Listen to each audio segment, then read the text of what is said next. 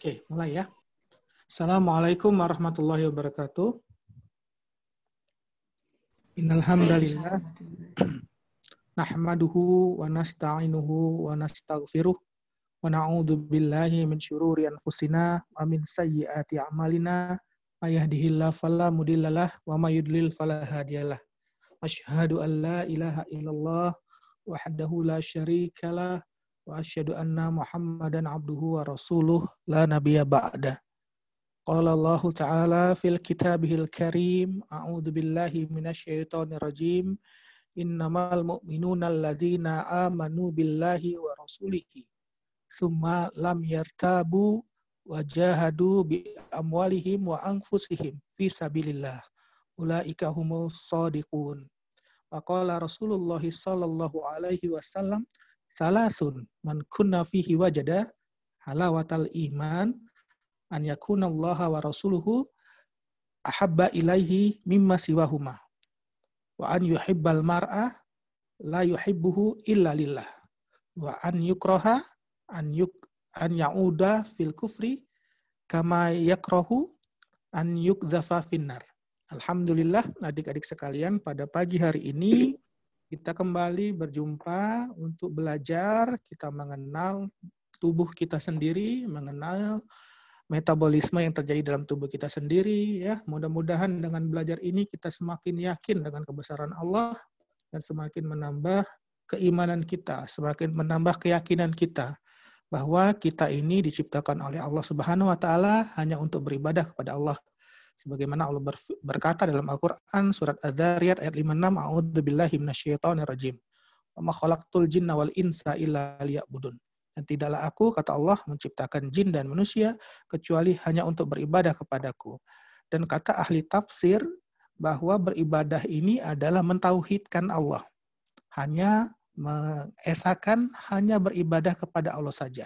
Selain Allah, jika disembah maka dia sesat. Ya. Nah, pada kali ini kita akan kuliah mengenai bioenergetika, mengenai peran ATP di dalam kehidupan kita, ya. Nah, jadi dengan kuliah ini nanti kalian diharapkan mampu menjelaskan hukum termodinamika pertama dan kedua. Dan kemudian kalian semoga bisa paham bagaimana berlakunya hukum termodinamika dalam sistem biologis. Yang kedua, bisa menjelaskan apa yang dimaksud dengan energi bebas, entropi, entalpi, eksergonik, dan endergonik. Kemudian menjelaskan peran ATP, adenosin trifosfat, dan trifosfat nukleotida lainnya dalam transfer energi bebas dari proses eksergonik dan endergonik. Ya, itu tujuan pembelajaran kita. Ya, selanjutnya.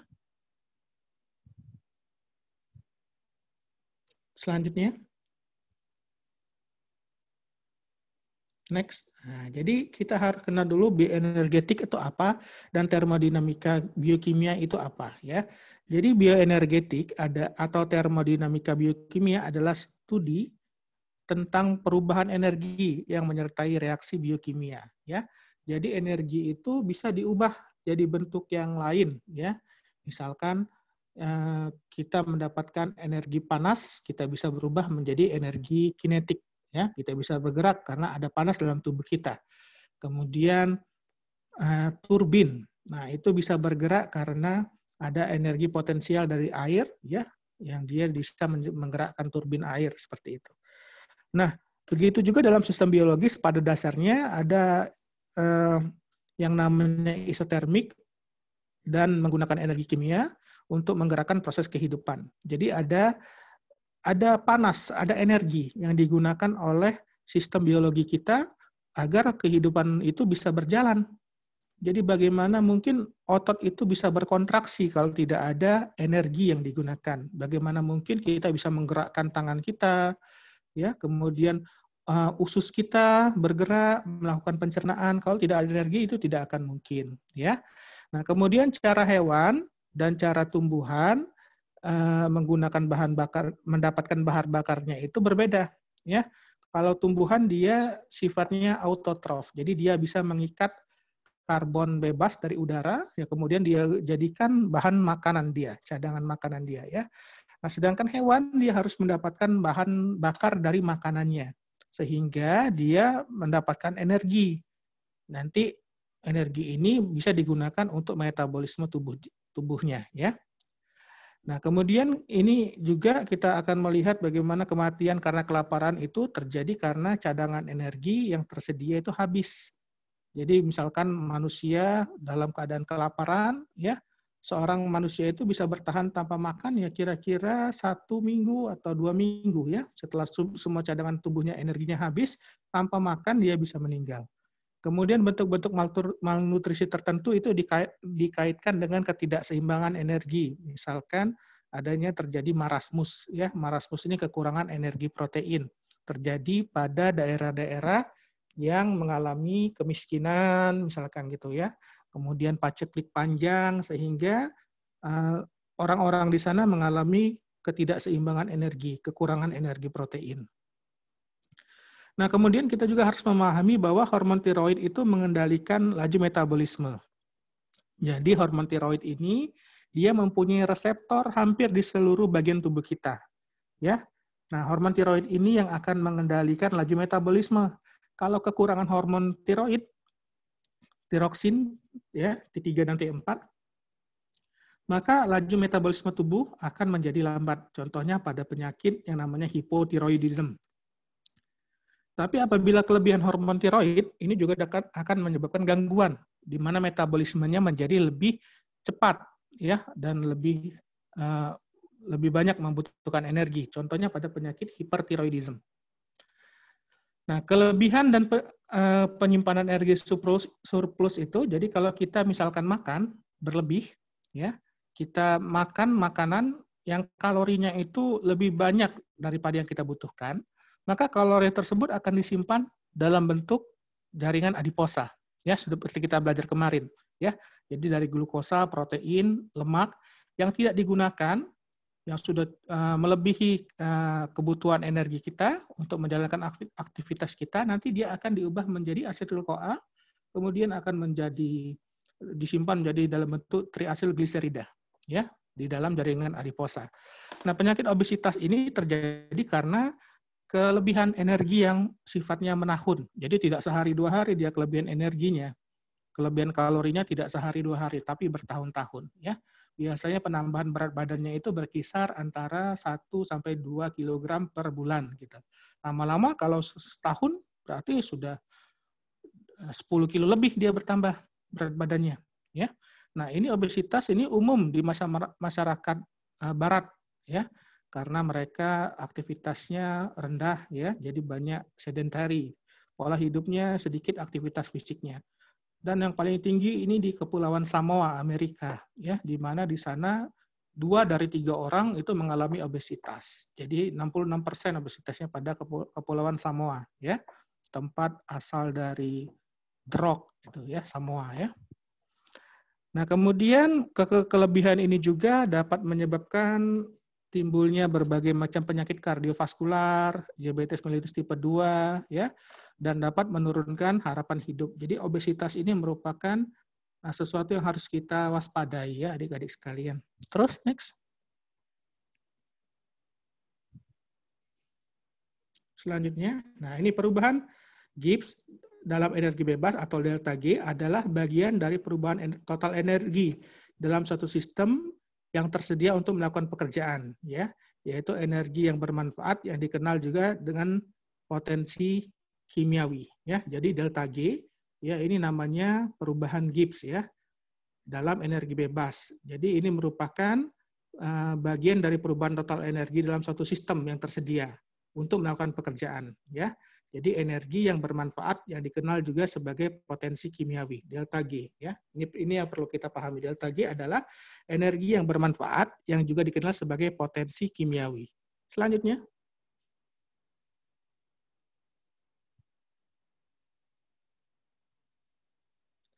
Nah, kemudian kita perlu belajar juga hukum termodinamika pertama, ya. Jadi hukum termodinamika pertama menyatakan bahwa energi total suatu sistem termasuk lingkungannya itu tetap konstan. Jadi energi ini tidak ada yang hilang, ya, tetapi dia cuma bisa diubah menjadi bentuk lain, ya. Jadi tidak ada energi yang hilang. Misalkan dalam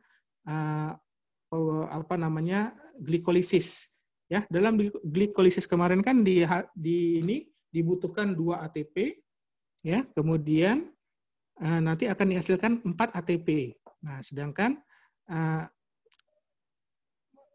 tidak ada energi yang hilang di situ. Ya, jadi energi yang dihasilkan dari glikolisis itu akan diikatkan ke dalam ATP tadi. Ya, jadi ADP ditambahkan 1 fosfat menjadi ATP. Nah, jadi energi yang terkandung di dalam glukosa itu tidak hilang, tetapi dia dipindahkan atau diubah dalam bentuk ATP. Ya, jadi energi itu dia tetap dalam satu sistem itu, tidak ada energi yang hilang.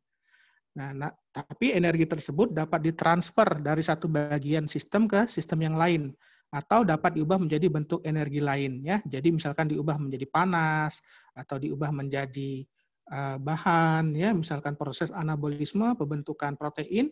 Jadi energi itu digunakan untuk melekatkan antara asam amino 1 dengan asam amino lainnya ke dalam ikatan peptida. Nah, seperti itu. Jadi energi itu tidak hilang, ya, tetapi diubah dalam bentuk lain. Nah, dalam makhluk hidup, energi kimia dapat diubah menjadi panas dan menjadi energi listrik, radiasi atau mekanik. Ya, contohnya itu yang diubah menjadi panas, ya, tentu tubuh kita, ya, untuk mempertahankan suhu kita 37 derajat Celcius, ini kita harus makan makanan.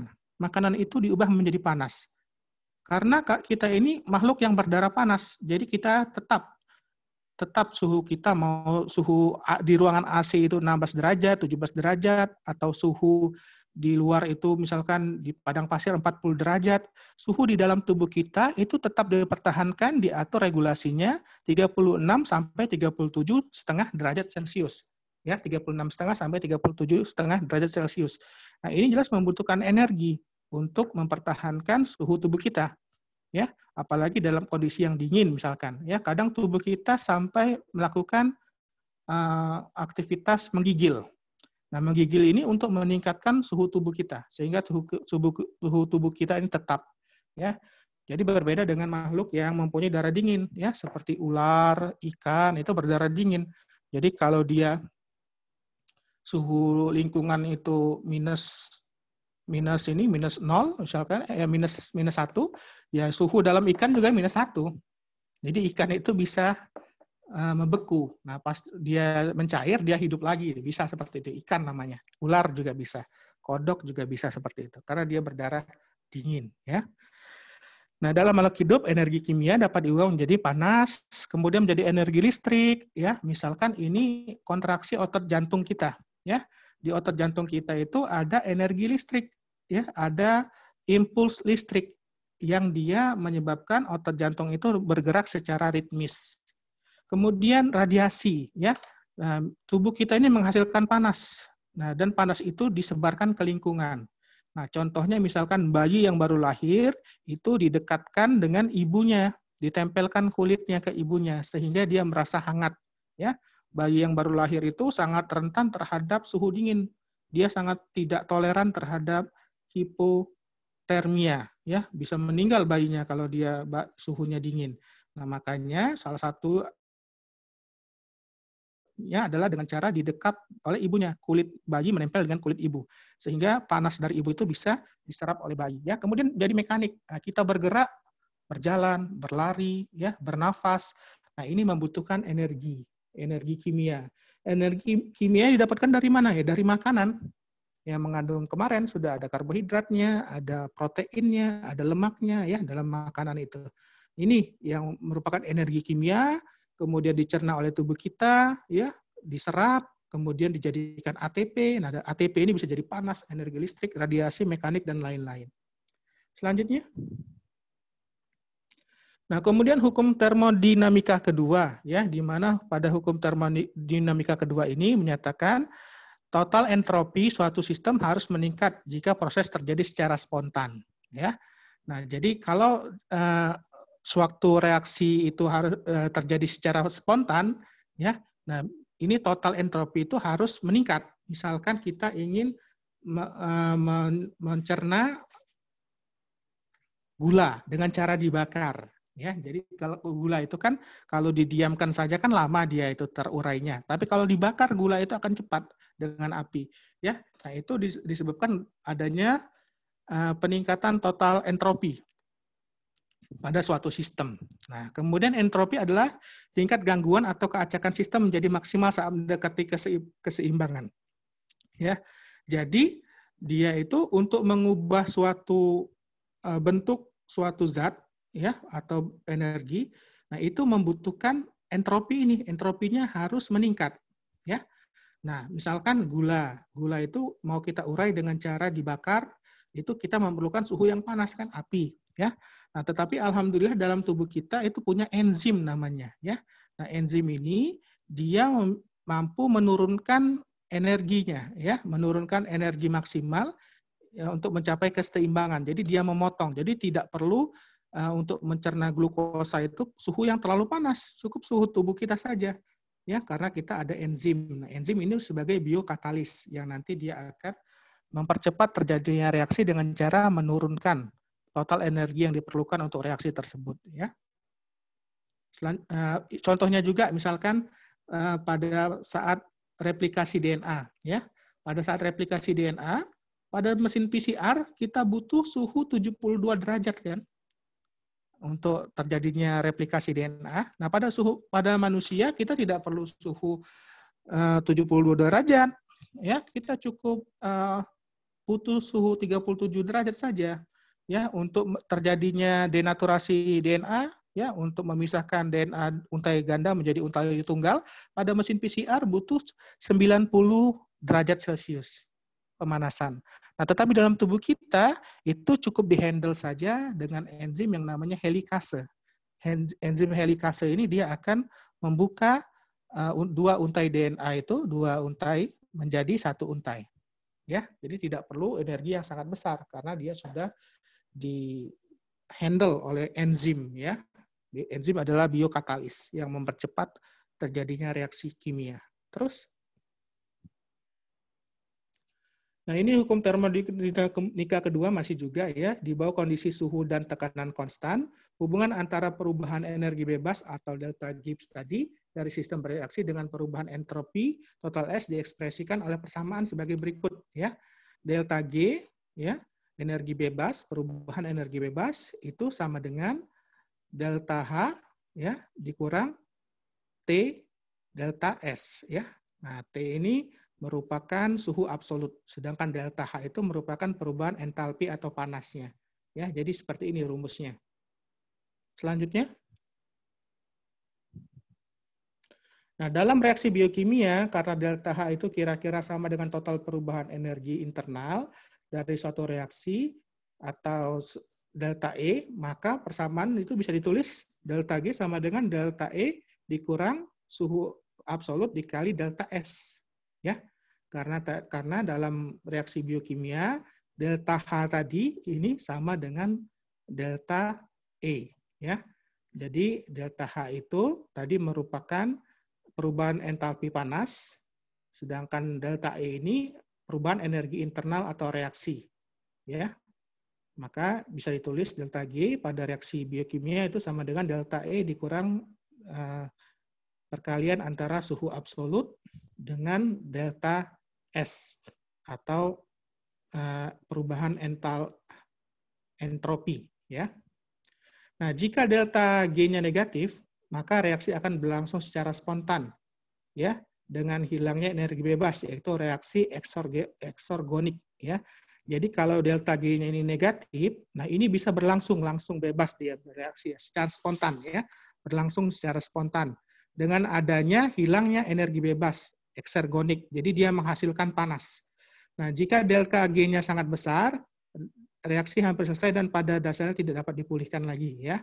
Nah, jika delta G positif, kalau tadi dia negatif, dia berlangsung secara spontan, maka kalau delta G-nya positif, reaksi hanya bisa terjadi jika energi bebas dapat diperoleh, yaitu adanya energi yang masuk ke dalam sistem tersebut atau disebut dengan endergonik ya. Nah, selain itu, jika delta G-nya besar, sistem stabil dan dengan sedikit atau tidak ada kecenderungan reaksi terjadi. Jadi kalau delta G sangat besar, itu tidak ini ya, sangat sedikit kecenderungan untuk terjadinya reaksi. Dan jika delta G-nya adalah 0, maka sistem berada dalam keseimbangan. Jadi tidak ada perubahan bersih yang terjadi. Jadi tidak ada reaksi yang menghasilkan panas, eksogenik, atau endogenik. Reaksi yang membutuhkan panas. Delta G-nya 0. Ya. Jadi ingat, kalau delta G-nya negatif, itu berarti reaksi terjadi secara spontan dan akan disertai dengan hilangnya atau bebasnya energi, yaitu ada panas yang keluar. Ya, tetapi kalau delta G-nya positif, berarti dia tidak ada, jadi berarti dia tidak terjadi secara spontan, tetapi dia membutuhkan energi. Jadi ada energi yang harus diberikan kepada sistem tersebut. Ya. Selanjutnya, nah proses-proses vital, misalkan reaksi sintesis protein, sintesis asam lemak, ya, kontraksi otot, konduksi impuls saraf, transfer aktif, ya. Ini memperoleh energi melalui ikatan kimia atau coupling sehingga hingga reaksi oksidatif, ya.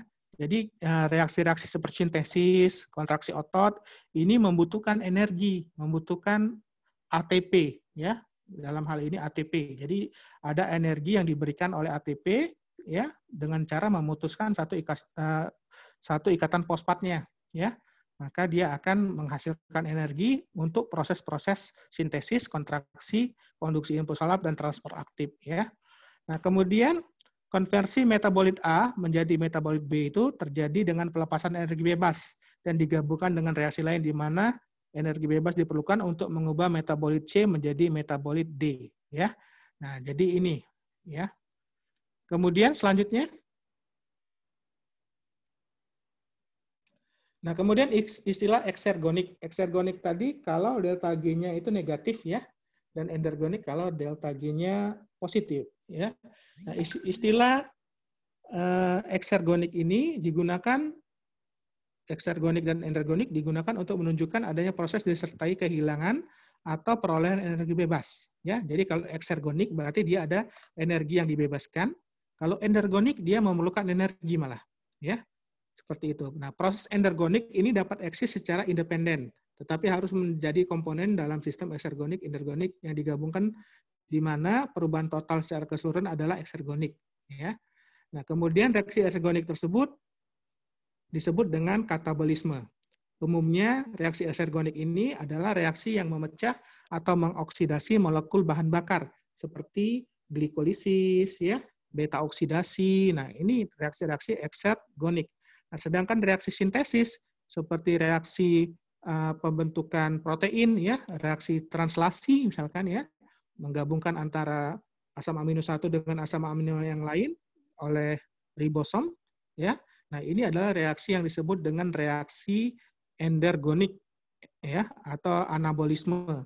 Nah, proses katabolik dan anabolik digabungkan akan membentuk metabolisme. Jadi metabolisme itu ada proses kataboliknya, yaitu memecah molekul-molekul besar menjadi molekul kecil, disertai dengan dihasilkannya energi. Kemudian termasuk juga metabolisme itu adalah anabolik, ya. Jadi membangun struktur yang lebih kompleks dari bahan-bahan yang berupa struktur sederhana. Nah, ini membutuhkan energi untuk menggabungkan bahan-bahan kecil-kecil itu menjadi bahan yang lebih besar, ya. Selanjutnya, nah, ini reaksi berpasangan antara eksergonik dan endergonik, ya. Jadi reaksinya itu berpasangan. Jadi reaksi A, ya, itu akan eksergonik menjadi B, produk B, ya. Kemudian reaksi bahan C kemudian akan menghasilkan produk D, ya. Nah, jadi ini A ditambah C, ya. Jadi reaksi ini berpasangan. A ditambah C sama dengan B tambah D ditambah panas. Ya. Nah, panasnya ini bisa keluar, bisa masuk. Nah, contohnya kemarin adalah proses glikolisis kemarin, ya. Glikolisis kemarin kan glukosa ditambah oksigen, ditambah ini, ya, H2O, ya, misalnya, ya.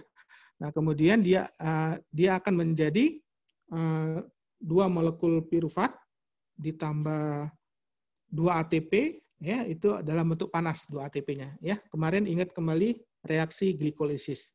Selanjutnya,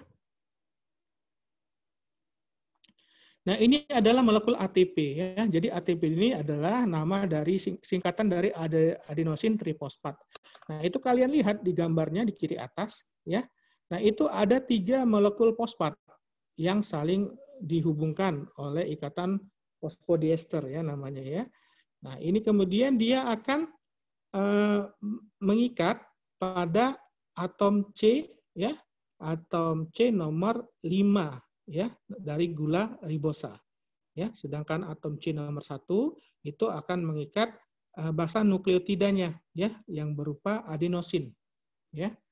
Nah, basa nitrogennya yang berupa adenosin. Nah, jadi ATP ini merupakan nukleotida ya karena dia memiliki 3 komponen yaitu komponen basa nitrogen, gula ribosa ya dan kemudian dia mempunyai fosfat. Makanya disebut dengan nukleotida. Nah, kalau dia tidak ada ininya fosfatnya berarti nukleosida ya.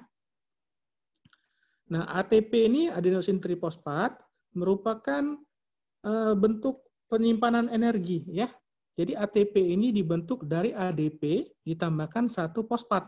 Nah, pengikatan fosfat yang berjumlah 2 dengan tambahannya yang 1 ya, ADP ditambah 1 fosfat itu memerlukan energi untuk menggabungkannya.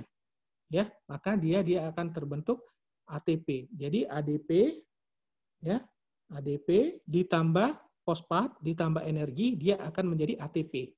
Nah, begitu juga proses pemecahan ATP menjadi ADP. Ya, kalau pemecahan ATP itu menjadi ATP, dia akan bereaksi, ya, dipecah, diputus ikatan fosfatnya sehingga menghasilkan ADP plus fosfat plus energi. Ya, seperti itu. Jadi ibaratnya ini rekeningnya, rekening banknya, ya. Kalau kita lagi kelebihan uang, uangnya ditabung. Nah, sedangkan kalau kita lagi butuh uang untuk bekerja, ya, untuk makan misalkan ya, kita tarik dari ATM. Nah, seperti itulah kira-kira, ya. Nah, jadi ini molekul ATP, ya. Kalau fosfatnya 2 menjadi ADP, ya. Nah, ADP ini bisa dipotong lagi fosfatnya menjadi adenosin monofosfat, ya. Bahkan adenosin monofosfat bisa dipotong lagi, ya, menjadi cuma menjadi nukleosida saja, ya. Selanjutnya, nah ini standar energi bebas hidrolisis beberapa organofosfat penting, ya. Nah, jadi bukan cuma ATP yang bisa mengikatkan energi bebas, ya, yang bisa digunakan sebagai kurensi dalam metabolisme, tapi juga beberapa bahan-bahan yang lain ini juga organofosfat ini juga bisa menjadi ini, ya, menjadi tempat penyimpanan energi atau pemakaian energi. Nah, tetapi yang umum digunakan adalah ATP karena dia dihasilkan dari mitokondria dan setiap sel ya punya mitokondria, ya. Setiap sel punya mitokondria. Nah, ini jumlah energinya, ya, kita lihat di situ fosfoenol piruvat itu sangat tinggi, ya, energinya yang diikatkan 61,9 kJ per mol, ya. Fosfoenol piruvat ini kemarin adalah hasil pemecahan dari glikolisis, ya, di mana dia akan membentuk fosfoenol piruvat, ya. Nah, kemudian karbamoil fosfat, ya, makin ke bawah makin kecil. Nah, ATP ini di tengah-tengah. Dia jumlah energinya adalah 32,2 kJ per mol, ya. Yang paling tinggi fosfoenol piruvat, paling rendah gliserol 3 fosfat. Selanjutnya. Nah, ini proses hidrolisis. Jadi ATP itu bisa ditambahkan air sehingga dia akan putus satu ikatan fosfatnya dan menghasilkan energi bebas. Nah, energinya inilah yang nanti bisa digunakan untuk metabolisme tubuh kita. Ya. Nah, jadi ini hidrolisis ATP menjadi ADP di mana fosfat itu dilepaskan. Ya, fosfat itu dilepaskan. Nah, sehingga energi yang berasal dari ikatan fosfat tersebut bisa digunakan untuk mengaktifasi protein yang lain, ya, mengaktifasi protein yang lain. Nah, prosesnya adalah hidrolisis dengan menambahkan air, ya, dengan menambahkan satu molekul air pada molekul ATP dia akan menjadi ADP, ya. Jadi diputus satu ikatan fosfatnya. Selanjutnya,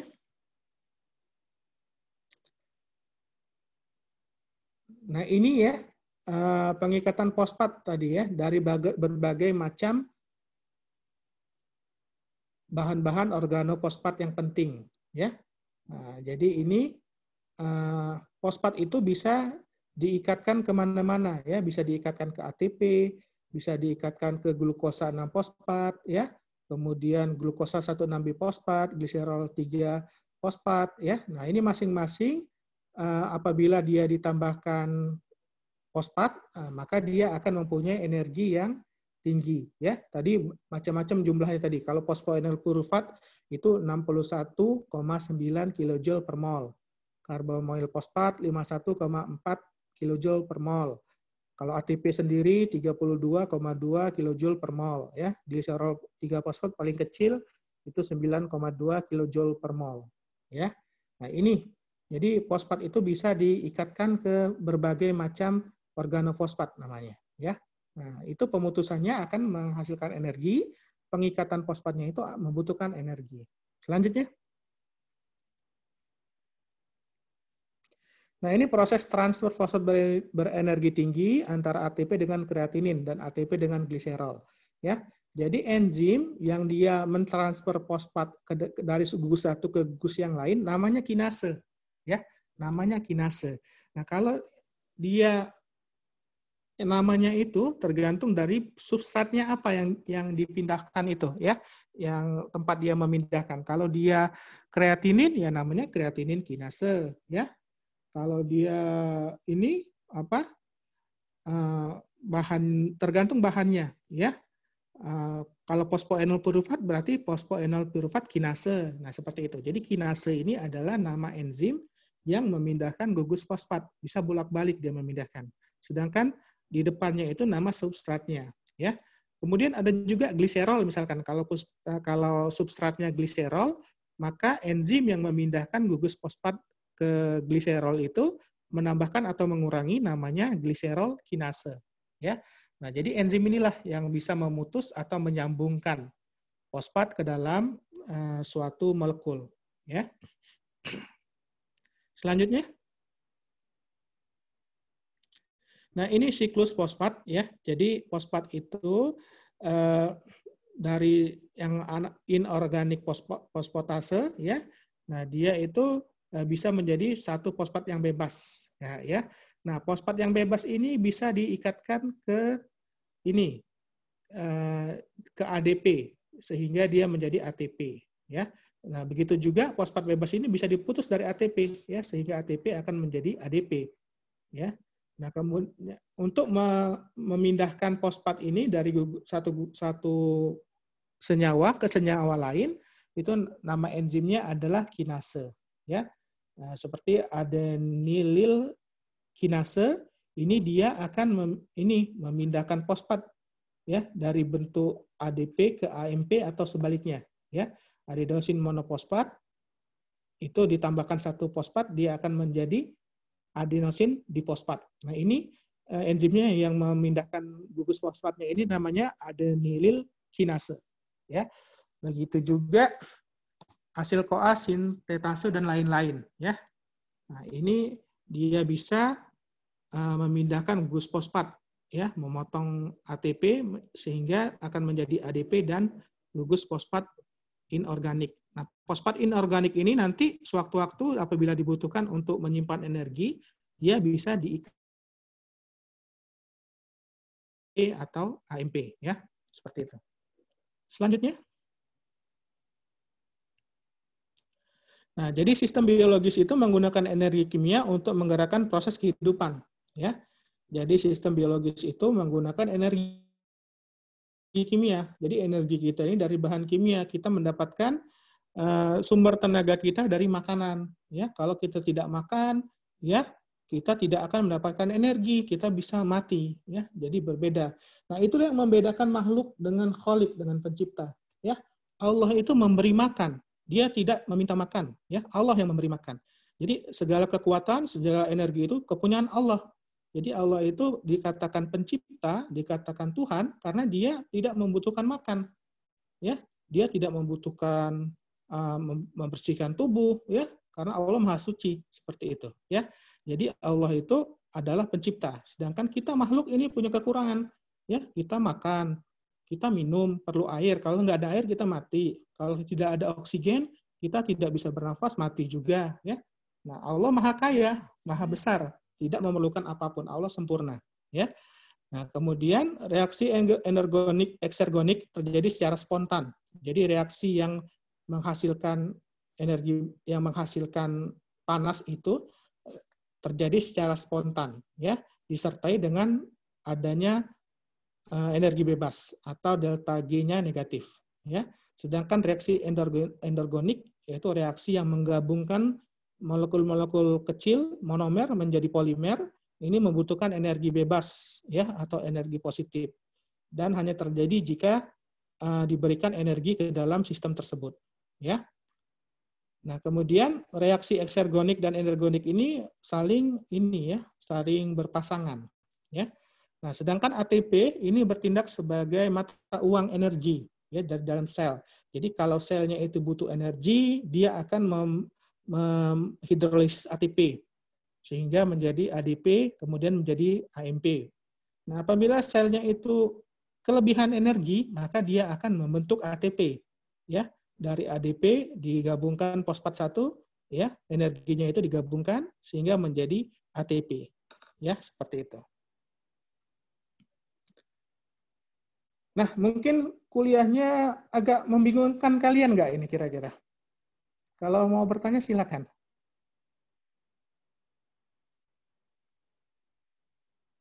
Tentang termodinamika. Atau mungkin bertanya tentang kuliah-kuliah yang kemarin juga boleh. Silakan.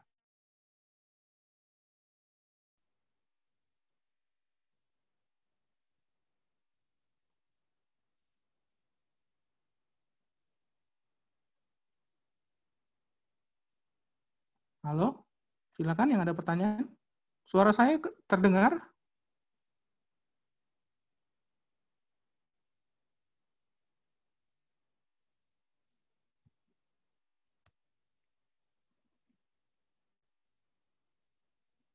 Izin bertanya, Dok.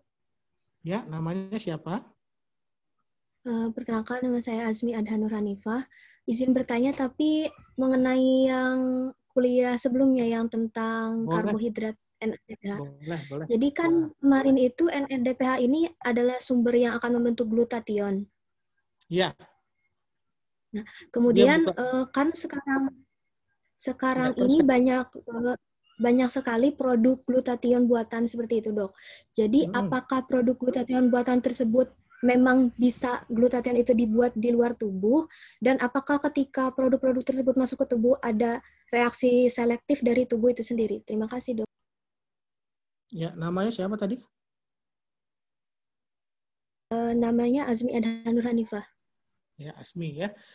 Azmi, baik ya. Jadi NADPH ya, NADPH itu bukan untuk membuat glutathione ya, tetapi untuk mericas glutathione ya. Glutathione itu adalah tripeptida ya. Jadi dia itu 3 buah asam amino ya yang mempunyai kemampuan untuk memberikan salah satu elektronnya kepada radikal bebas. Ya, maka dia disebut dengan antioksidan.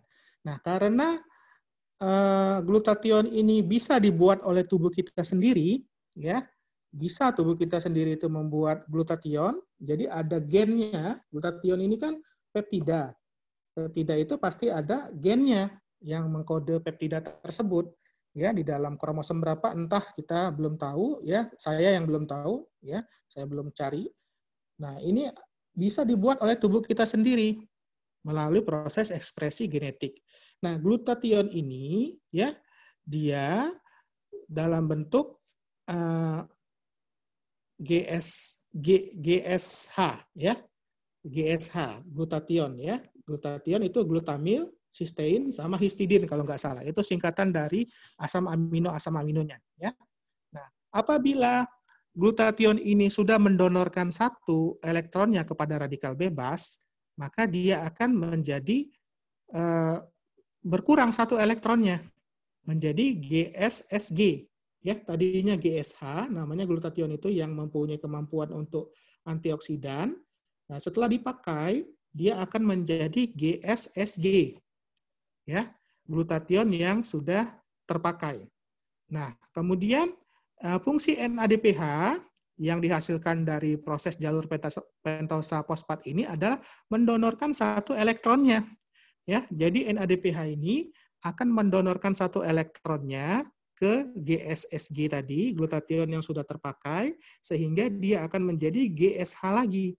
Ya, glutation yang fungsional, yang sudah punya aktivitas antioksidan lagi dia. Nah, sedangkan NADPH yang sudah kehilangan satu elektronnya, dia akan berubah menjadi NADP+. NADP+. Nah, kemudian NADP+ ini akan ikut ke jalur pentosa fosfat lagi. Nah, dia akan menerima lagi atom hidrogen atau elektron tersebut. Sehingga NADP+ ini bisa berubah lagi menjadi NADPH yang dia punya kemampuan untuk memberikan elektronnya ke glutation. Nah, seperti itu ya. Jadi glutation itu adalah antioksidan endogen dihasilkan oleh tubuh kita, yang kemudian dia akan berfungsi sebagai antioksidan endogen, antioksidan alamiah dalam tubuh kita. Jadi dia dihasilkan dari ekspresi genetik, ada gennya yang mengkode glutation. Ya. Nah, fungsi NADPH itu yaitu untuk merecharge kembali. Jadi glutation yang sudah digunakan untuk mendonorkan satu elektronnya ke radikal bebas sudah terpakai. Nah, dia kan kekurangan elektron tuh, maka namanya GSSG. Ya, nah GSSG ini akan menerima ion elektron, satu elektron dari NADPH sehingga dia akan menjadi glutation yang fungsional lagi, balik jadi lagi menjadi GSH. Nah, sedangkan NADPH yang sudah mendonorkan elektronnya ke GSSG, maka dia akan menjadi NADP+. Nah, NADP+ ini bisa diisi lagi elektronnya dalam jalur pentosa.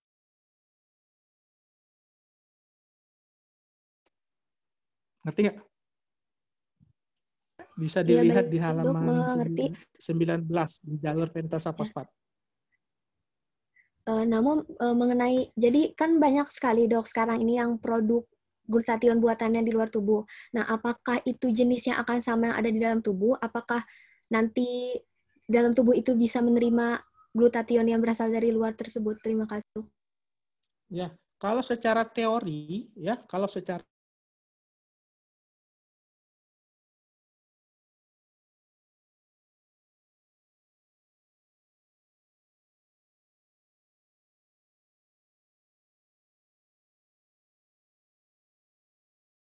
cerna itu. Nah, tetapi dalam sel usus halus tersebut, dipeptida dan tripeptida itu akan dipecah lagi menjadi asam amino tunggal. Ya, jadi kan asam amino yang ada pada glutation itu glisin, sistein, sama histidin kalau nggak salah ya, 3 ya, GSH kan. Nah, kalau kita berikan secara oral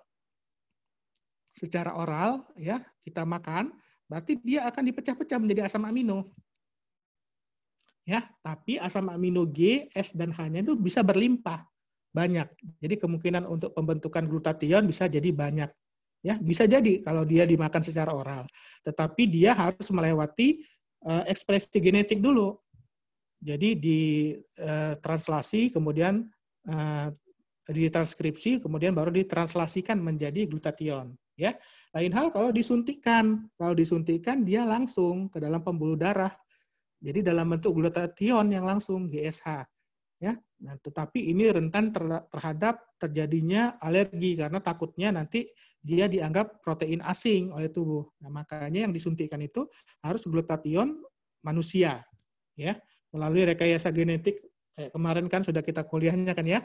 Nah, kita buat glutation, nah kemudian disuntikkan, itu bisa sama seperti insulin yang disuntikkan, ya. Jadi secara teori Kalau dia lewat oral, dia akan dipecah dulu menjadi asam amino, dan di dalam sel baru dia dirakit lagi menjadi glutathione. Tetapi kalau disuntikkan, glutathione itu bisa langsung bekerja sebagai antioksidan. Seperti itu. Mengerti? Mengerti, Dok. Terima kasih banyak, Dok. Ya, sama-sama. Mungkin ada yang lain yang mau bertanya lagi? Izin bertanya, Dok. Namanya siapa? Izin memperkenalkan diri, nama saya Ditya Nanda Safira dengan NPM 2018-011-048. Di sini saya masih belum paham yang hukum termodinamika yang kedua itu, Dok. Yang maksudnya total entrapi suatu sistem harus meningkat itu masih belum paham banget gitu sama contoh-contoh yang tadi diberikan gitu, Dok. Terima kasih. Yang hukum termodinamika kedua ya. Yang halaman berapa? 6 atau 7? Halaman 6 atau 7? Atau 8? Yang belum mengerti?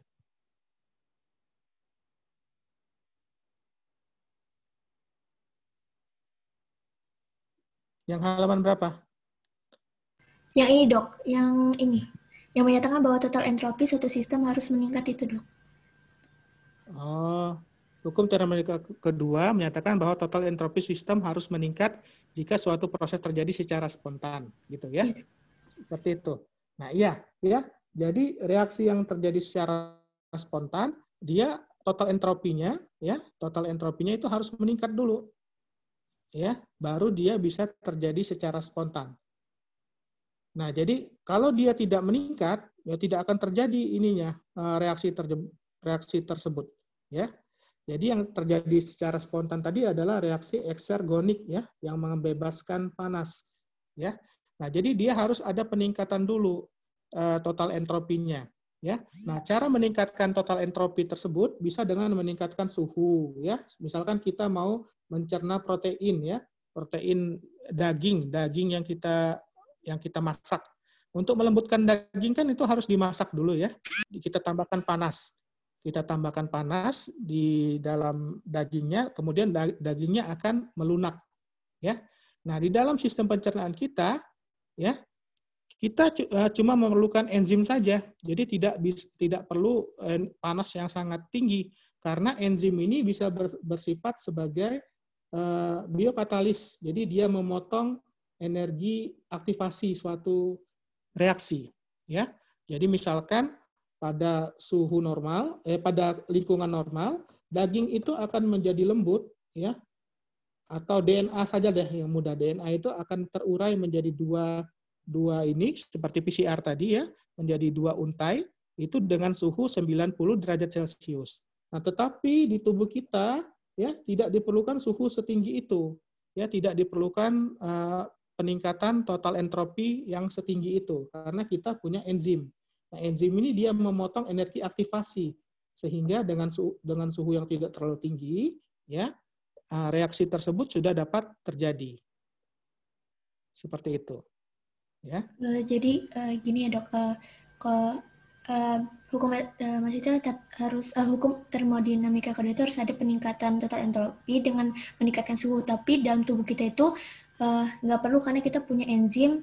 Enzim sebagai biokatalisator. Gitu. Baik, Dok. Terima kasih, begitu, Dok. seperti itu. Ya. Nah, begitu juga untuk misalkan memutuskan fosfat, ya. Memutuskan fosfat ATP menjadi ADP, ya. Nah, itu dalam lingkungan ATP diputus menjadi ADP itu perlu energi, perlu suhu yang tinggi.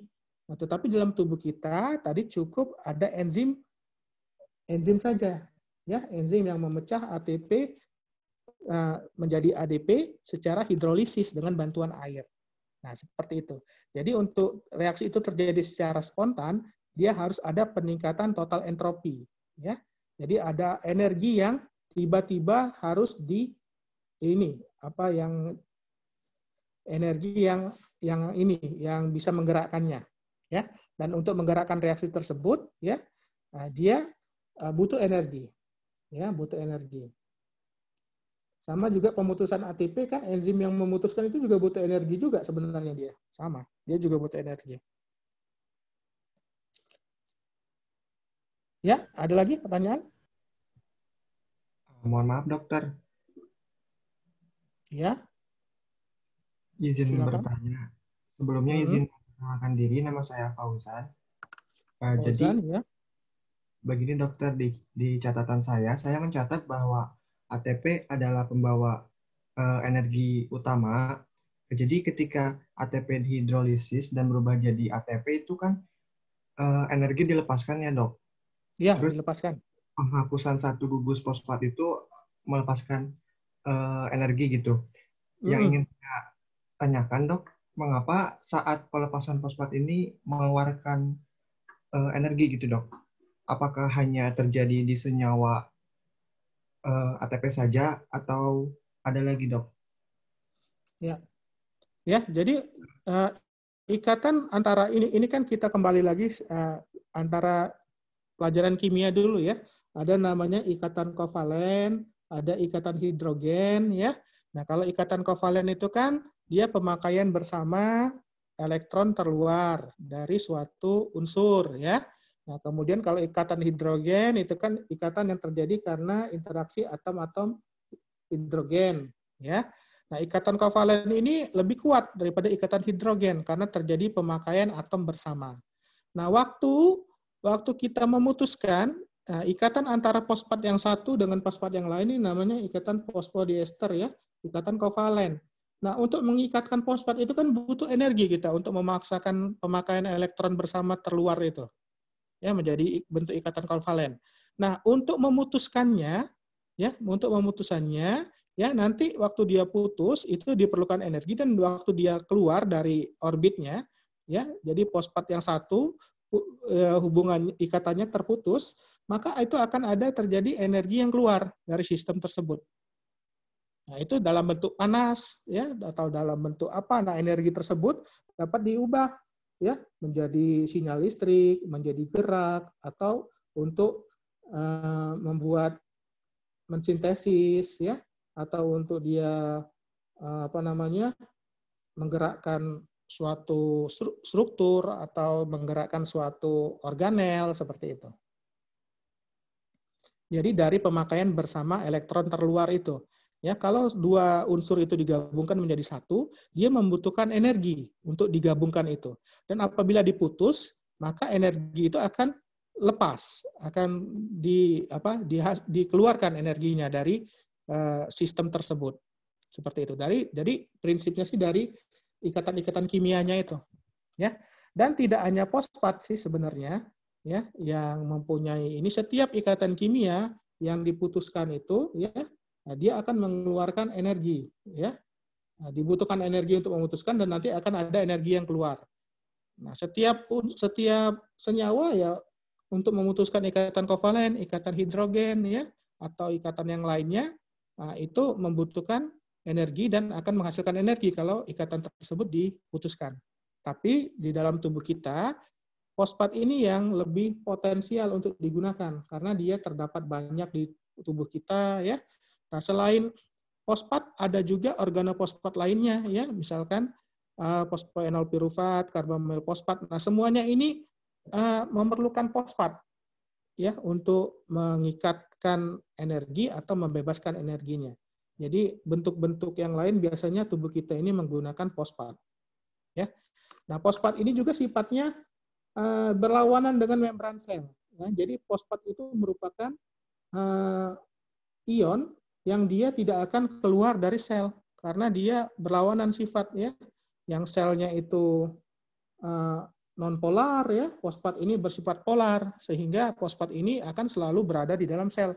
Berbeda dengan molekul-molekul yang lain ya. Kalau dia nonpolar dia akan mudah untuk keluar masuk membran sel. Sedangkan fosfat ini dia berada di dalam sel terus, seperti itu.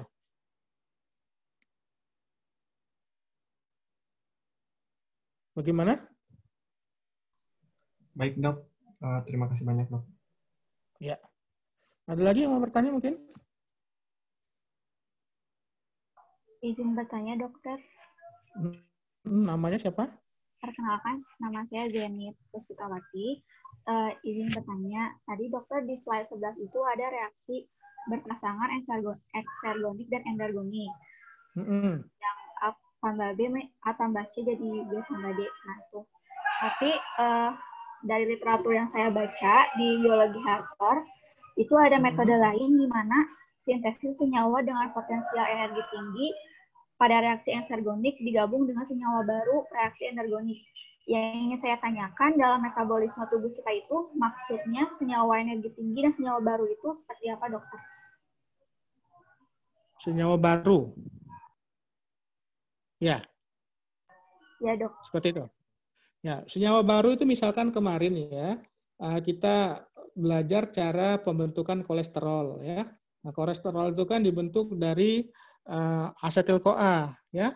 Asetil-CoA itu akan dibentuk menjadi mevalonat dulu ya, yang atom C-nya 5. Nah, kemudian butuh 6 buah mevalonat sehingga dia akan membentuk isopren yang atom C-nya 30.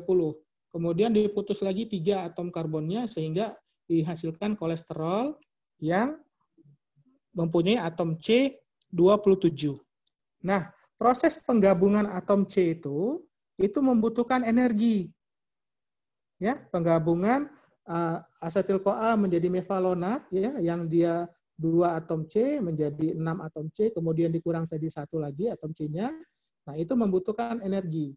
Ya, jadi yang 2 jadi 6 digabung-gabung itu membutuhkan energi. Nah, tetapi proses yang pemutusan atom C-nya itu ya menjadi mevalonat 5 atau misalkan isopren yang 30 atom C, dia memutuskan 3 atom C, atom karbonnya. Nah, pemutusan itu yang menghasilkan energi. Jadi kalau senyawa itu mau digabungkan ya membuat dari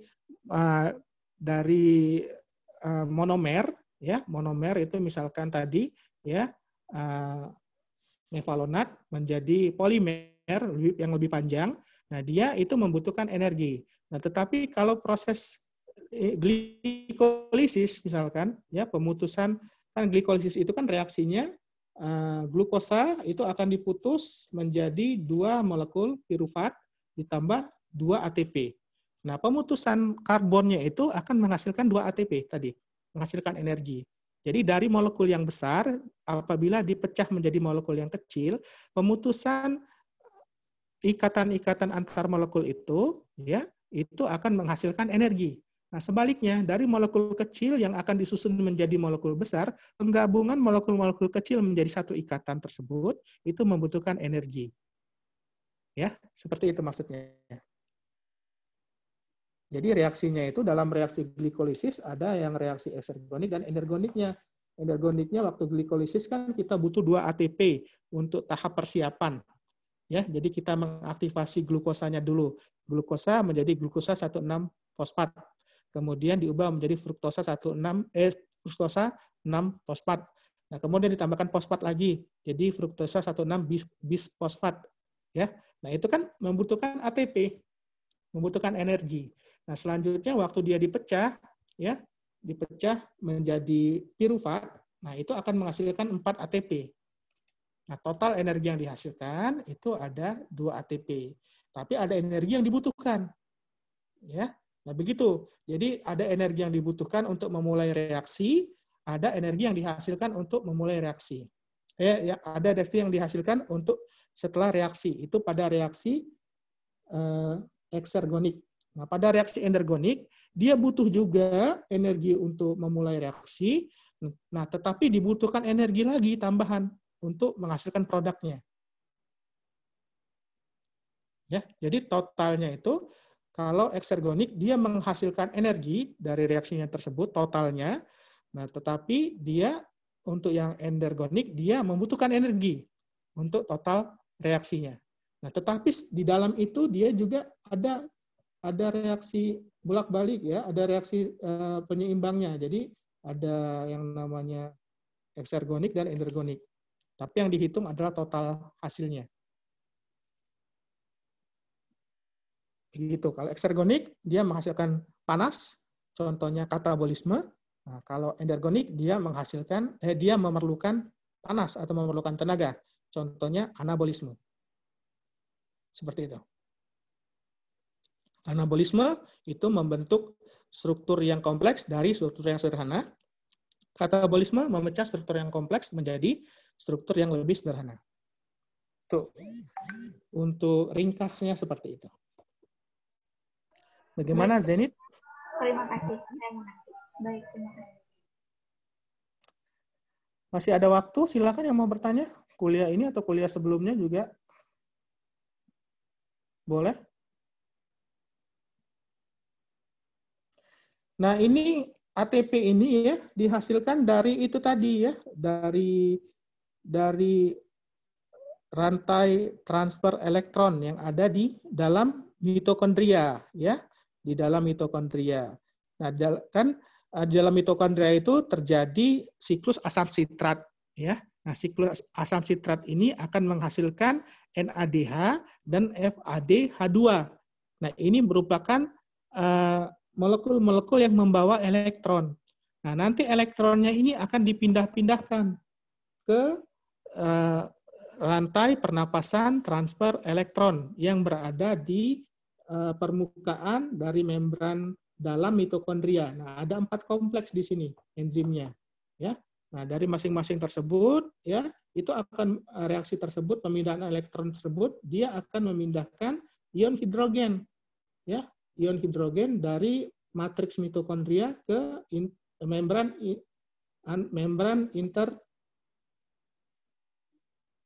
antara space ya, jadi dia ke celah antara dua membran mitokondria, membran dalam dan membran luar. Nah, apabila terjadi pemindahan elektron terus-menerus, nah jelas konsentrasi hidrogen di ruang antar membran mitokondria itu akan menjadi tinggi konsentrasi H-nya ya. Nah, kemudian ion hidrogen ini akan dipompa masuk kembali ke matriks mitokondria ya, melalui enzim yang namanya ATPase ya, pembuat ATP ya. Nah, jadi seperti turbin air, kalau airnya bergerak maka dia akan menghasilkan energi. Nah, energinya ini yang akan diikatkan oleh enzim ATPase ini ya, K+ ATPase ini diikatkan dari ADP menjadi ATP. Dia mengikatkan satu molekul fosfat ke ADP sehingga akan terbentuk ATP. Ya, seperti itu. Jadi terjadi di mitokondria, makanya mitokondria itu disebut sebagai generatornya sel ya, karena energi itu dihasilkan di mitokondria. Ada lagi yang mau bertanya?